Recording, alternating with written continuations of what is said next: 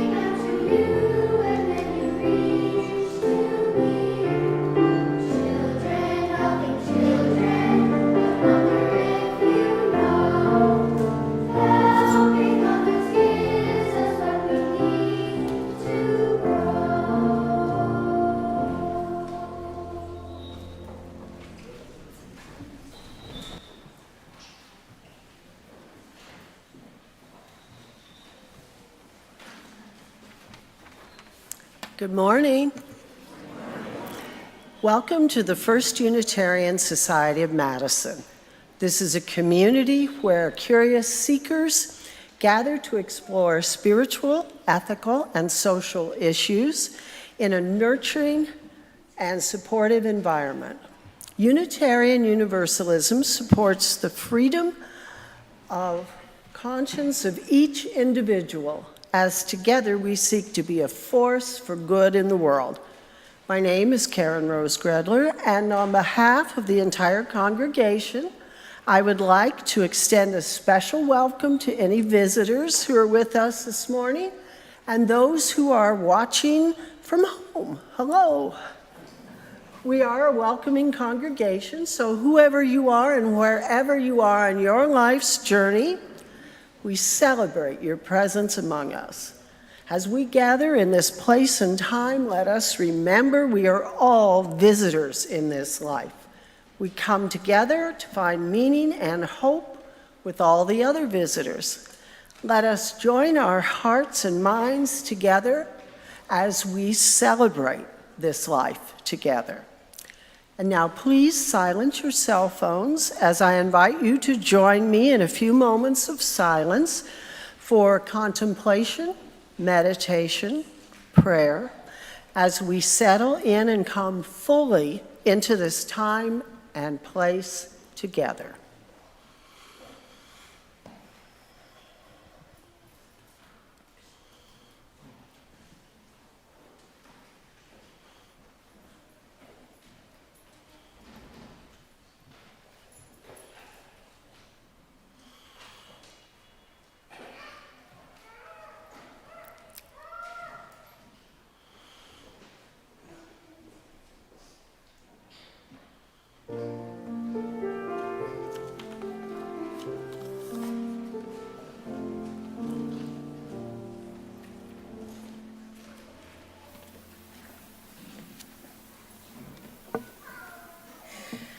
To worship means to consider that which has worth.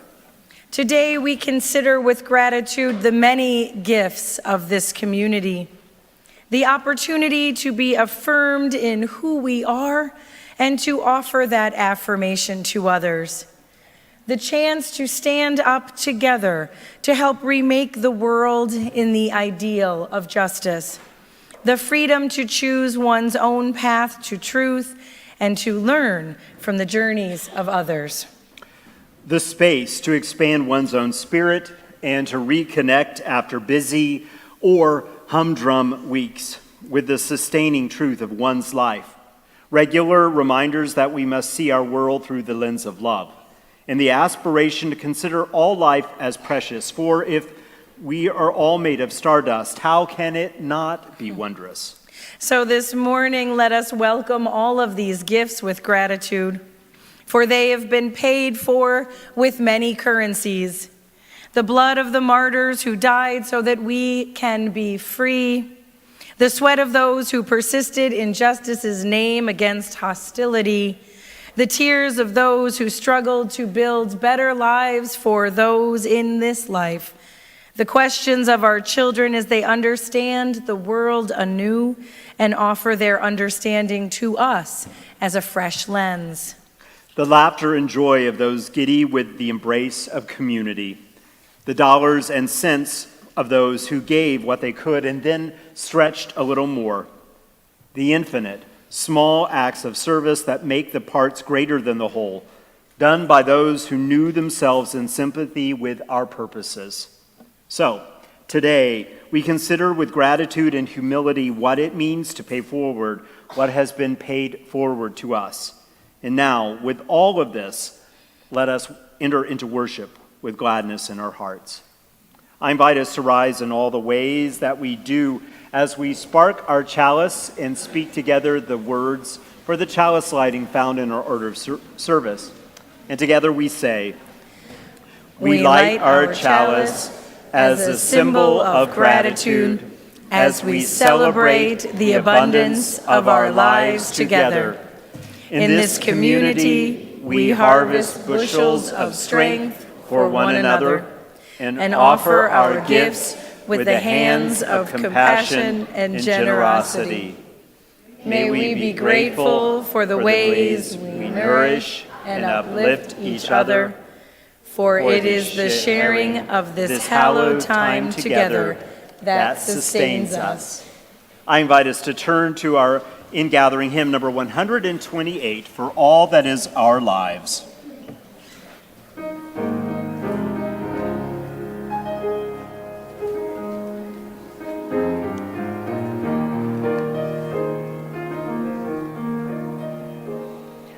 For all that is our life, we sing our thanks and praise. For all life is a gift which we are called to use to build the common good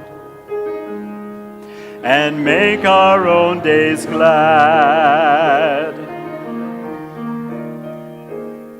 For needs which others serve, for services we give, for work and its reward, for hours of rest and love, we come with praise and thanks. For all that is our life. For sorrow we must bear, for errors, strain, and loss, for each new thing we learn, for fearful hours that pass, we come with praise and thanks. For all that is our life. For all that is our life, we sing our thanks and praise. For all life is a gift which we are called to use to build the common good and make our own days glad.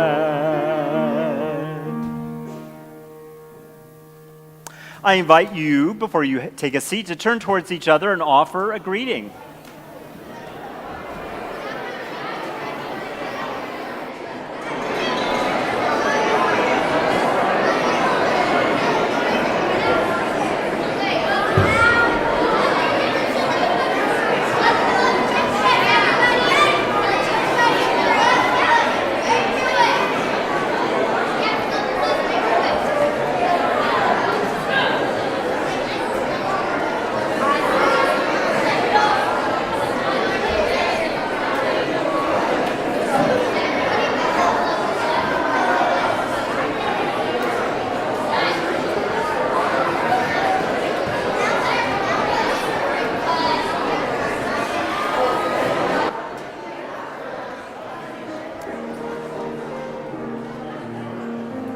I invite the young and young at heart to come forward for a message for all ages. Come on down, as they used to say. Wait for me, someone says. You know, some of you have heard this story before, and some of you have not.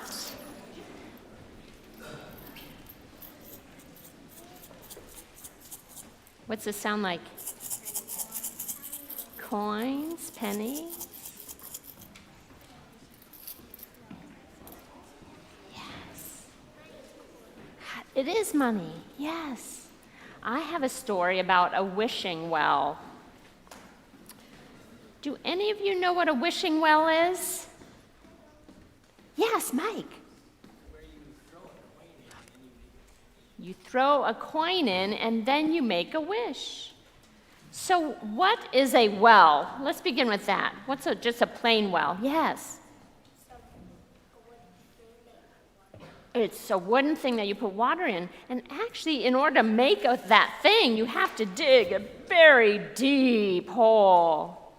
And it's until you reach water, you have to keep digging. And water is so important to us. Sometimes we really have to dig deep to get to the important things about life. Yes, yes. Oh, I even have a little picture. of what a wishing well sometimes looks like. You haven't seen a wishing well like this? No, okay, yes, this is, yeah. Now, if that's what a well is, what's a wish? Yes. A wish is something that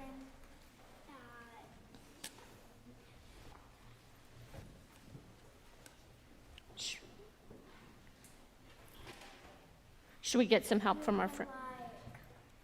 I don't know. Okay, let's get some help from over here. Yes. A wish is something you really hope will come real. A wish is something you really hope will come real. Yes, yeah. And so how does it work with the wishing well? You usually put a penny in, right? Well, I have a story about a congregation that had a wishing well. It's in The Princess and the Frog. That's a good reminder, yes. And there was a frog down deep in that water, right? Yes, I remember that story. Now, here's the story about the congregation that had a wishing well. This is a story about a kid named Jean. Now, how old is this kid? Yeah. How old? One? Yeah? 300? 6. A 6-year-old, maybe a 7 or 5 or 8 or 10. Yes. Oh, wow. Amazing ages these kids are these days. So Jean came from a family with 5 people in it. Jean was the youngest of the kids, and there were 2 adults who were the parents. And they used to go to their congregation every week. And at their congregation, they would go to worship service, and then they would go to religious education classes, and sometimes they even got to have yummy meals with other families after service. And that actually is going to happen today, too.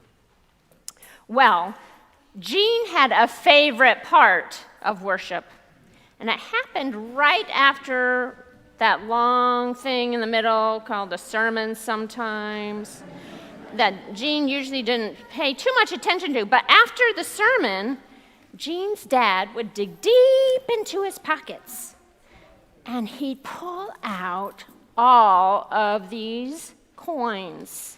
And every one of his kids would get a penny. And then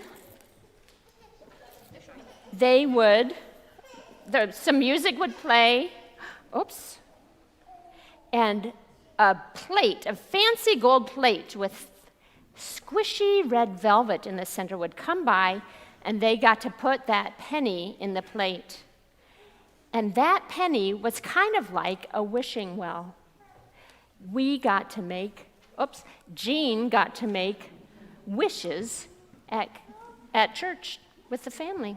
So here's the question: what kind of wishes might we want as a spiritual community?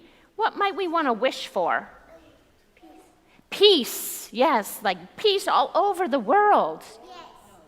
Yes. What else could we wish for? Education for all people, yes. Even a bigger church. Yes. So a water supply that might be bigger or might be clean for everyone. Yes. Suns everywhere, like the sunshine. Yeah. Even in our houses, there are so many good things to wish for. And I would say that everyone gets a house. Even a home to live in would be a good thing to wish for. So I'm wondering who here would like to make a wish today? All right. I have some pennies for you, and you can take, if you don't have a penny yet, you can take one. I'm going to take one. I'd give this one away to somebody. Okay, everybody gets a penny. Make sure everyone gets one. Is there someone around you that needs one? Okay. And then we're going to pass the plate. And after we pass the plate, we get to hear some beautiful music from our choir. So you get to sit right here and enjoy some beautiful music. Okay.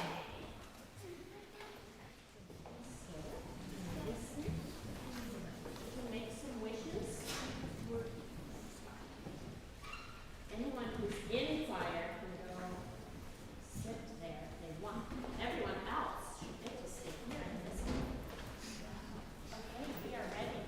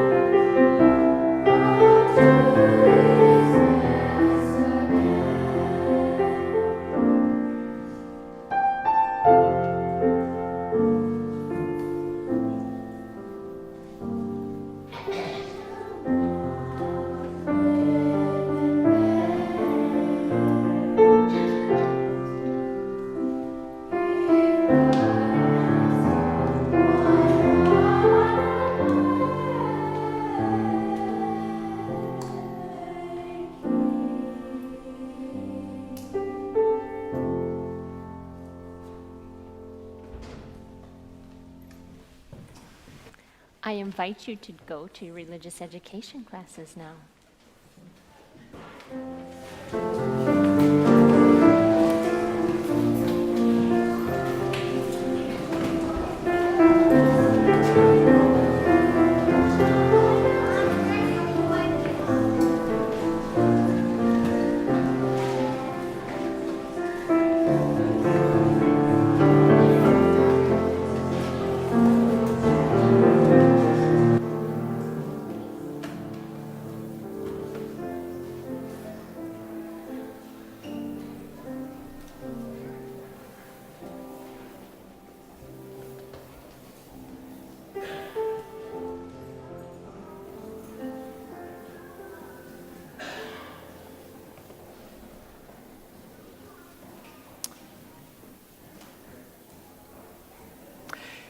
If you are following along in your order of service right now, your heads are exploding, I'm sure.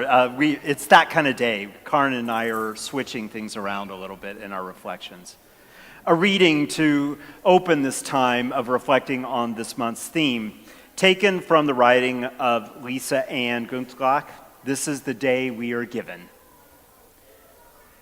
This is the day we are given, the benediction says. This day.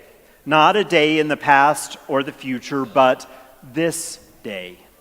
It is a reminder to be present and fully inhabit each moment. A companion teaching from Psalm 90 says, "Teach us to number our days so that we may gain a heart of wisdom." And 12-step philosophy often uses the refrain, "one day at a time." It is important to number our days, slowing down and to find spaciousness. reflecting on what is done and left undone. This day helps us take stock of our accomplishments and define our limits. The next phrase, we are given, points to how we are the recipients of both the beauty and the brokenness of the world. Everything from the magnificent San Gabriel Mountains at sunrise to the terrible tragedies and conflicts in our world, but to recognize how much is beyond our control. As many of us inhabit houses we did not build, eat food we did not grow, enjoy landscapes we did not create, and wear clothes we did not make. We are given to be reminded how much we rely upon the world for our own flourishing. And finally, let us rejoice and be glad in it. To rejoice this day, even as people are suffering and dying, can feel like a betrayal. But in fact, it is a profound, defiant celebration of life. The practice of naming moments of joy and gladness, large or small, reminds us of what is good and beautiful, and that it endures in spite of the suffering of the world. From a place of gratitude, we can be emboldened to respond to our world's challenges with a faith that triumphs over fear. Each day, with its dreams and disappointments, its celebrations and sorrows, can be a day for our gladness at the simple gift of being alive. Here ends our reading.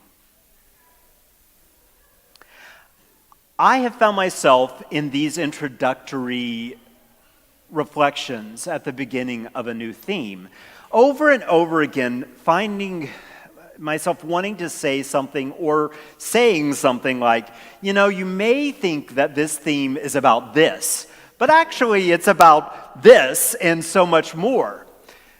Well, that is definitely true with generosity. You may think that it is a chance all month to talk about giving money and lots of it to the congregation. And haven't we just, by the way, finished last month talking about power and authority and leadership? Are you trying to run us away in droves from the weekend? But in truth, there is so much more. As Alan Cohen reminds us, money is but one venue for generosity.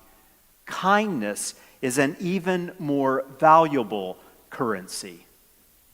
The thing is, if we really understand the fuller picture of what generosity is about, we are connecting with some of the most essential components of what it means to be a human being, and to try to imagine why we are here and what sort of legacy we wish to and or are leaving behind. And so I turn to the etymology of generosity to help me understand more about the possibilities and deeper roots of meaning for this word. The Indo-European root of the word generous is gene, G-E-N-E, which means to give birth. And it gives rise to words like germinate, generate, genius. So if nothing else, I want you to leave today thinking that when we are talking about generosity this month, at its core, again and again, we are thinking about what are the things that matter that we are giving birth to in our lives. Taking the material of our daily existence and in some way transforming it into something larger and better and more meaningful and life-changing. And we are all doing that again and again in our lives. It is worthy of us to spend many days thinking about how that process happens. How is it happening in our lives right now? What is the energy underneath it that is animating the work that we do? And so we turn together to think about the larger understanding of generosity. As your cover quote by Kent Nerburn reminds you, giving is a miracle that can transform the heaviest of hearts. But true giving is not an economic exchange. It is a generative act. It does not subtract from what we have. It multiplies the effect we can have in the world. That's what we are here to think about. What gifts are we offering to the world that multiply the effect of what we hope to bring with our one wild and precious life? And so, when we think about this time, this place, our lives, there are certain on-ramps that the idea of generosity gives to us for deeper meaning and purpose in our lives. This month, I hope that we explore them, and this introduction gives you some of what that place, those places of access might look like. First of all, it's important to realize that over and over again, generosity, while it certainly can have something to do with the gifts that we offer to ourselves, and that is an important part of what it means to be loving and kind. Generosity, however, seems over and over again to lure us outside of ourselves, to greater connection, to deeper meaning, to a powerful sense of why we are here. As Patty Dye wrote, being generous often consists of simply extending a hand, but that's hard to do if you are grasping tightly to your righteousness, or your belief system, or your superiority, or your assumptions about others. If you are holding too tightly to a narrow definition of normal, it is hard to really extend a generous hand. And so therefore, and as the staff of the Touchstones resources that we are using in our small groups and in some of our worship resources, as their introductory material reminds us, over and over again, in that sense of generous community, we are called actually to a sense of the sacredness. Not just civil community, although that can be sacred in its own right, but the product of community inspired by generosity over and over again pulls us into something transcendent and powerful and often very ancient. We have the example of Buddhism, of the simple rice bowl that is understood as the Buddhist monks' begging bowl, a symbol of their vow of poverty. Well, every day in traditional Buddhism, the monks would go into the town or countryside and use that bowl to beg, and the people around them would fill their bowl with whatever they had to share. But the thing is that that ritual is one of profound reciprocity. It is a ritual in which the people offer physical sustenance to the monks, and the monks offer spiritual sustenance to the people. And as Sue Bender writes, it is the essential practice of a monk to accept that what is placed in their bowl is a gift, and to be grateful.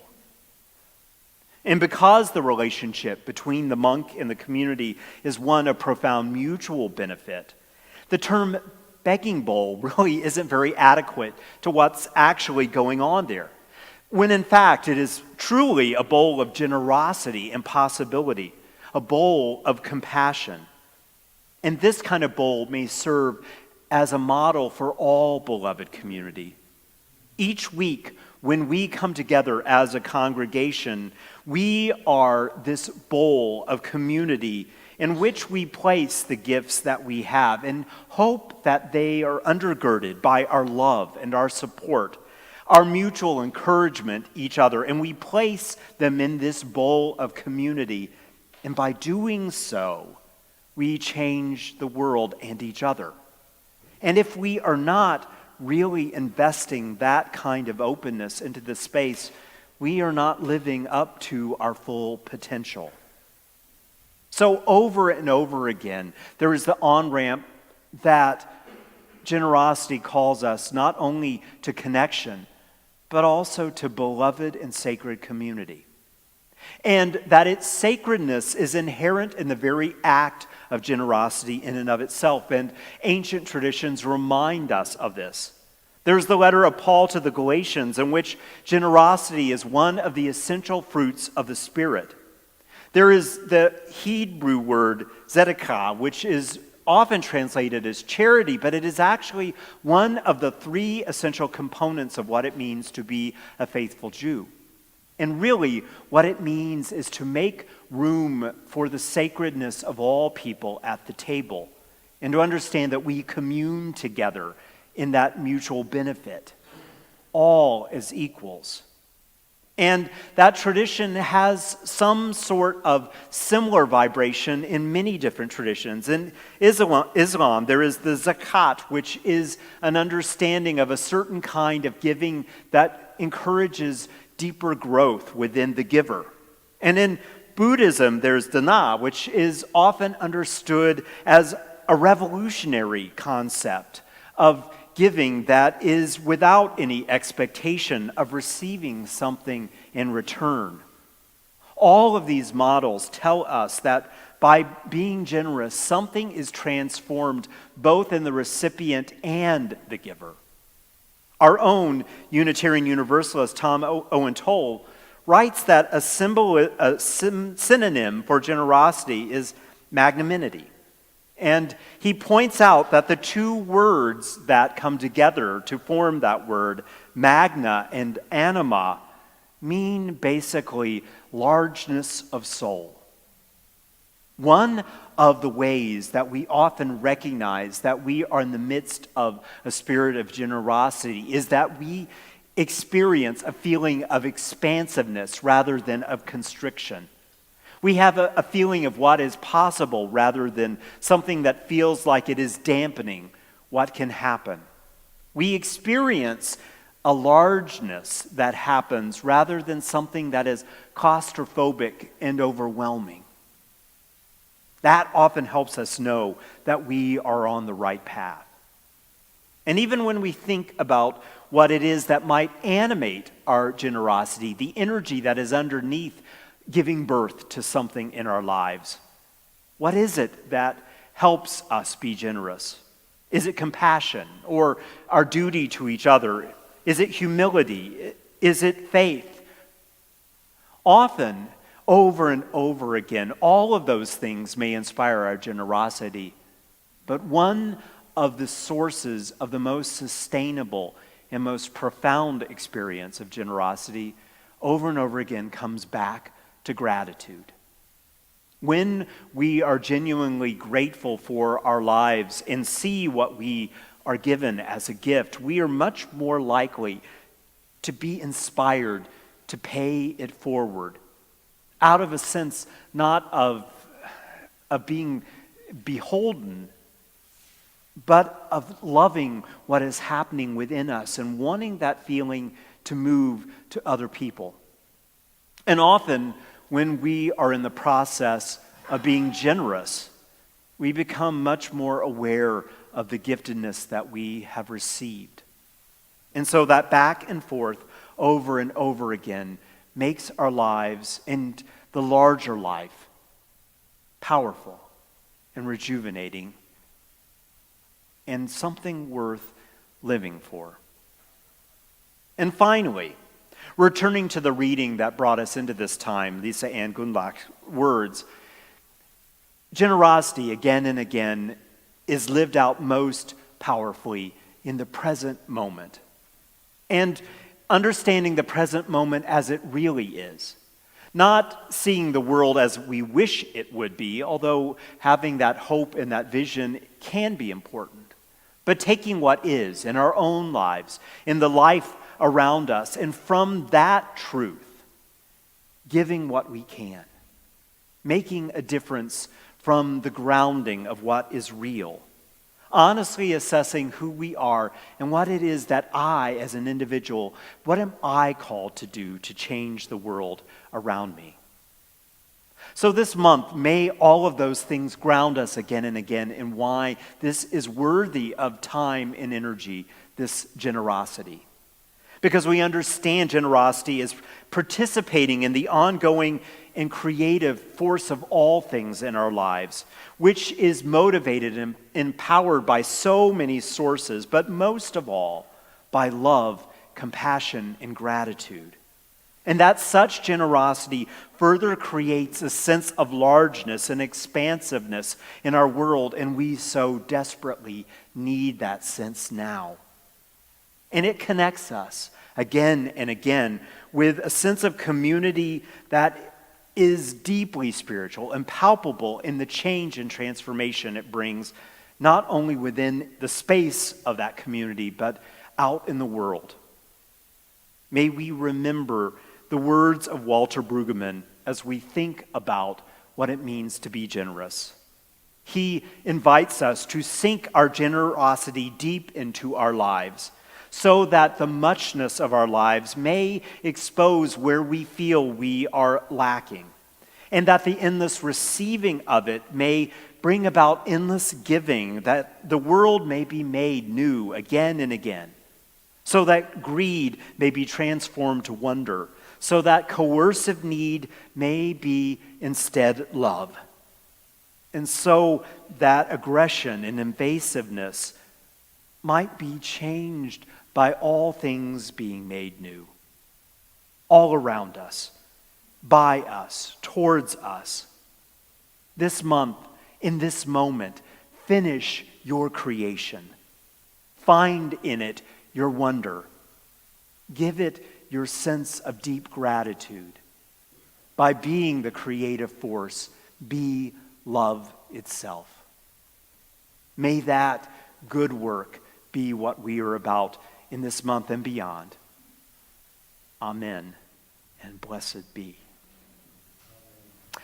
I invite you to stretch your legs for a moment and rise in all the ways that we do as we join together in sort of the simple but lovely little song 402, From You I Receive.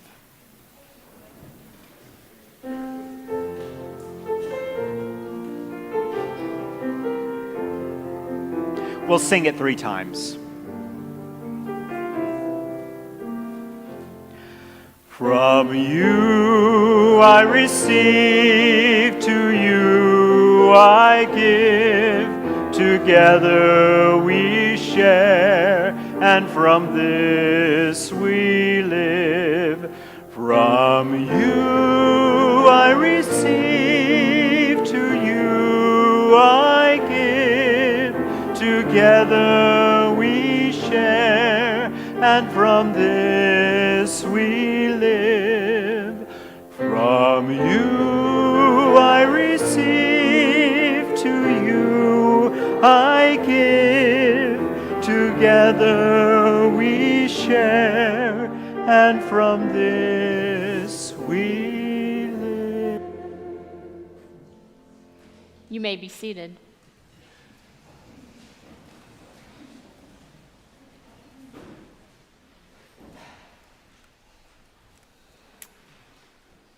A handful of years ago, I had the distinct pleasure of serving on the stewardship team for my home congregation. This team was charged with helping the members and friends of the congregation dig deep into the spiritual aspects of stewardship. And I have come to understand those aspects as having 3 interrelated connections: receiving, giving, and gratefulness. One of the events of that first workshop, one of the events that we as a stewardship team decided to host was a class for adults entitled The Wisdom Path. Now, this wasn't just any ordinary wisdom path. This was a wisdom path with a dollar sign for the S in wisdom. This was a class on making meaning about the money in our lives. One of the first workshops within that class was a storytelling activity. we were asked to think about an early memory of having the opportunity to give. For me, it was that memory of my father and his big hands and all of the pennies and coins, and that gold plate that had that inviting velvet in the middle. It came by my seat every week. Now, it seems to me that as any spiritual practice, this practice of receiving, of giving, and of gratitude, these are practices that require practice. Exactly that, practice. They require a muscle memory built up over time, maybe even starting a penny at a time. These spiritual practices of receiving, of giving, of gratefulness may ask us to start small, but also ask us to be consistent in our practice. They ask us to make connections between these acts that we are doing and that which is most sacred in our lives. So I wonder, do you have a story? A story about your early memory of having the opportunity to give? Maybe it wasn't a penny. Maybe it was a casserole, or a Christmas gift, or some flowers picked from the garden. Over the next week, I invite you to tell that story, either to someone in your immediate circle, or if you like, I would be happy to hear your story.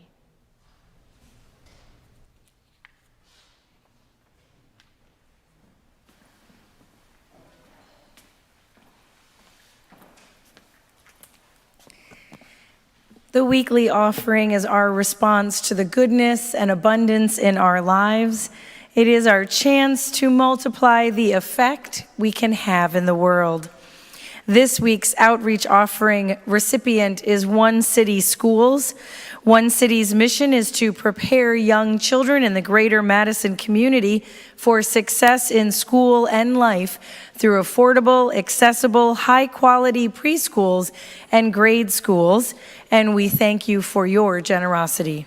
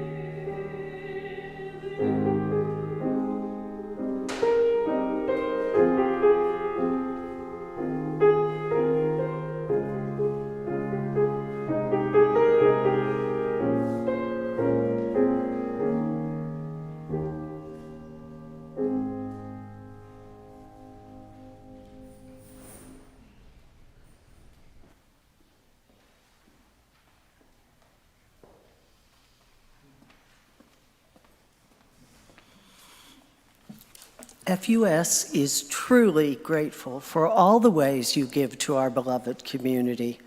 Today, in addition to your generous financial stewardship, we sincerely appreciate the volunteer work of those helping to make our services run smoothly this morning. Our lay ministers are Julie Swanson and John McGevna. Our greeters are Claire Box and March Schweitzer. Our ushers are Mary Savage, Bis Nitschke, and Karen and Jim Jagger. Hospitality, those back making coffee and also helping the food haulers get ready for the food that they're serving after the service, are Jeannie Hills and Mary Lee Nelson. The welcome table is staffed by Mary Bergen, and Hannah Pinkerton is in charge of caring for the palms for this period of time. I have two special announcements, and I'll be very brief. One is, they're both in your red floors, and one, wherever it is the, oh, I don't need to read it, is the Jazz Soiree. And if you want a ticket to that, you need to do that soon because the ticket sales close at the end of this week, the pre-ticket sales. So please sign up for that. I think it looks like a lot of fun. The other thing is that we have a winter parish meeting today after the service, and there is a lunch being served, so you will want to be there to hear about further planning for selecting a new minister. Thank you very much.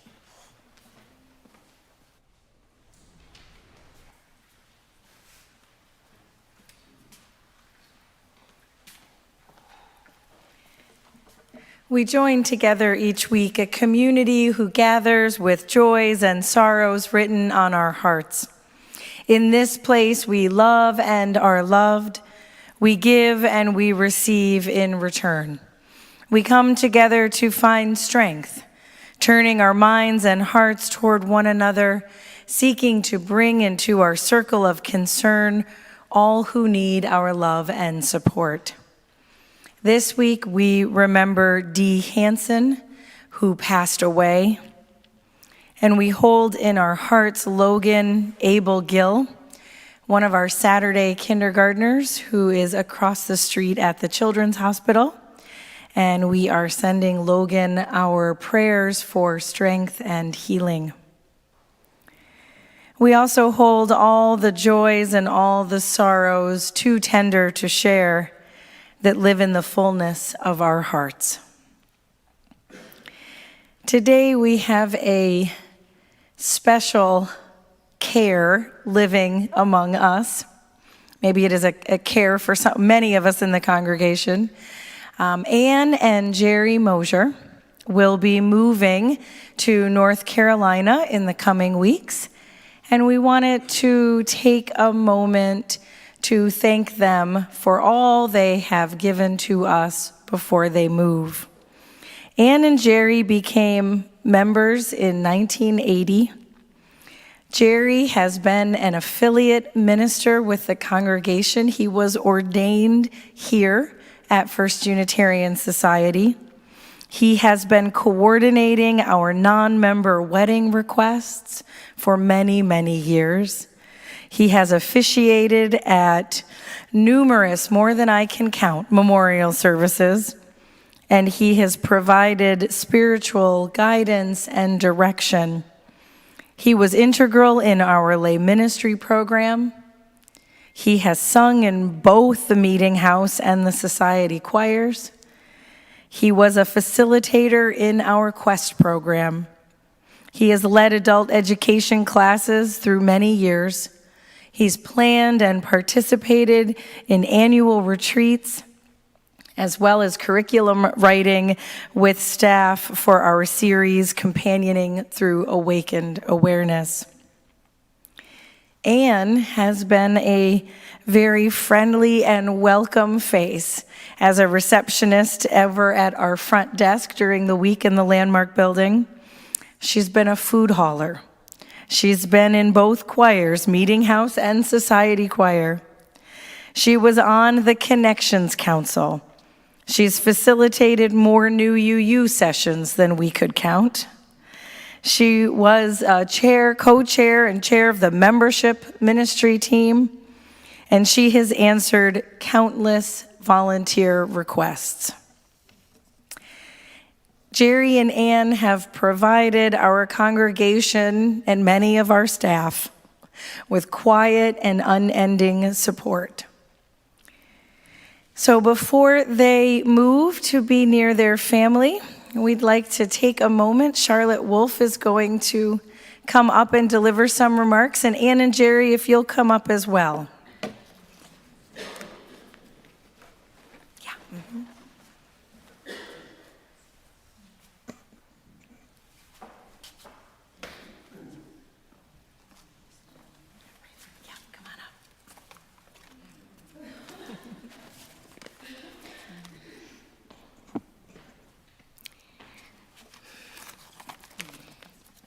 Dearest Ann and Jerry, you mean a great deal to many of the people here and even many who are not here today. Words can't truly express what you mean to me. We have shared many meals together. Jerry, you have led the Passover Seder at my home several times. We have laughed and cried together. You've repaired several things in my house and sharpened my knives so that they cut well. And you and I have shared books, particularly mysteries. We've shared many recipes, and we have cooked together, mainly not burning anything. For many years, you've been my medical contact and have taken me to countless medical appointments.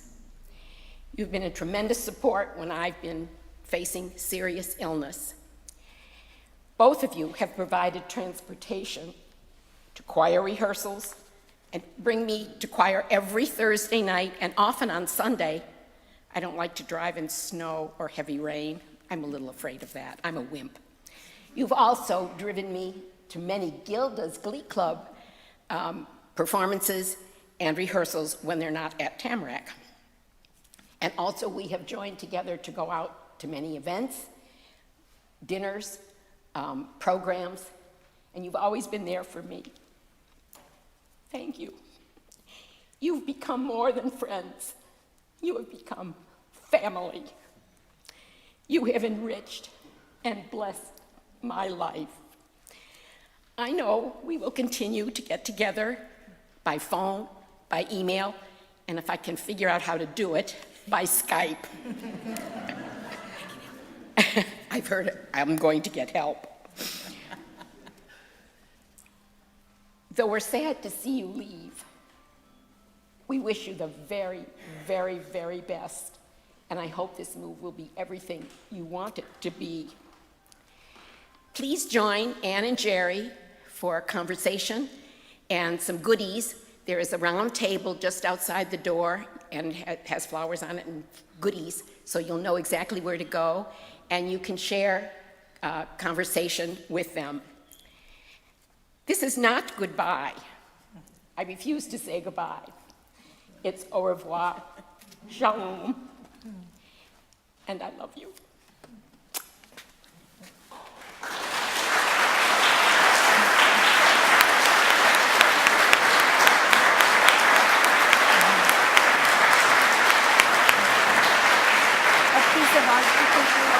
Thank you so much.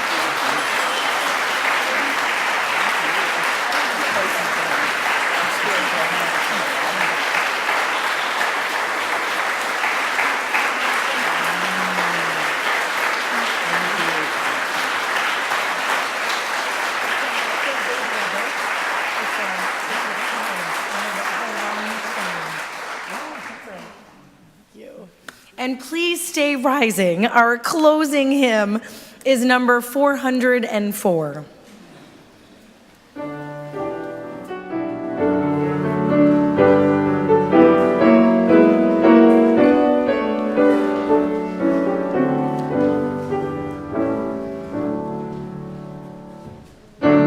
Gift can we bring? What present, what token, what words can convey it, the joy of this day?